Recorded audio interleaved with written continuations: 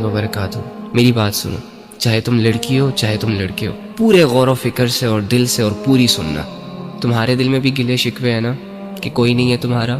کسے بتاؤں اپنے دل کے راز؟ یہ دنیا میرے ساتھ ایسا کیوں کر رہی ہے؟ یہ لوگ میرے ساتھ ایسا کیوں کر رہے ہیں؟ اور میں خود بھی کچھ کر کیوں نہیں پا رہا؟ آخر میں ایسا کیوں؟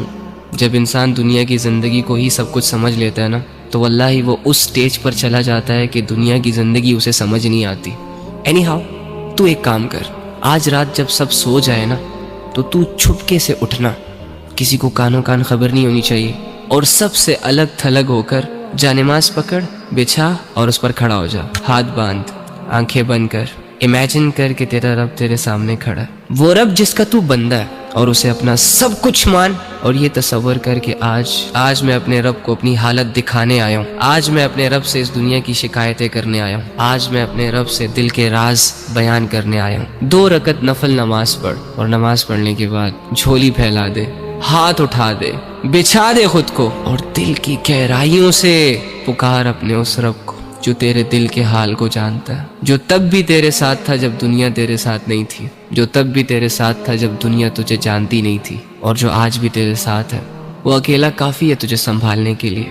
اگر تو گر چکا ہے تو وہی تجھے اٹھا سکتا ہے۔ اس یقین، اس امید، اس تصور کے ساتھ اپنا حال دل اپنے رب کو سنا۔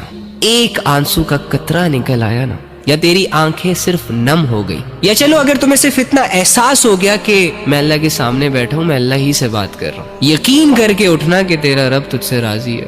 اللہ کے سامنے کھڑے وہی ہوتے ہیں جن کو اللہ کی ضرورت ہوتی ہے۔ تو اللہ کے بندو، آپ کے مسئلے کس نے حل کرنے ہیں؟ عاملوں نے؟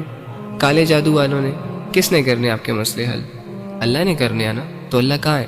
ایکچولی میں آئی ڈونٹ نو وائی ہمارا یہ مائنڈ سیٹ بنا ہوا ہے کہ اللہ کچھ اسپیسیفک جگہوں میں پایا جاتا ہے، اور اللہ رب العزت کی جو مغفرت کے فیصلے ہوتے ہیں وہ نیک لوگوں کے لیے ہوتے ہیں، یا اللہ رب العزت جن لوگوں کی دعائیں قبول کرتا ہے وہ بہت نیک ہوتے ہیں، لمبے لمبے سجدے اور پاک صاف رہنے والے ہوتے ہیں۔ ہاں ٹھیک ہے، ان کا اپنا درجہ ہے، لیکن اس کا یہ مطلب بھی تو نہیں ہے نا کہ ایک عام انسان اللہ تک پہنچ نہ سکے، ایک عام انسان اپنے دل کی بات اللہ کو نہ کہہ سکے، اور اللہ رب العزت کو اپنی طرف متوجہ نہ کر سکے۔ وہ کہتے ہیں کہ کوئی کعبے سے خالی ہاتھ لوٹ آیا تو کوئی گھر بیٹھے خدا کو پا گیا۔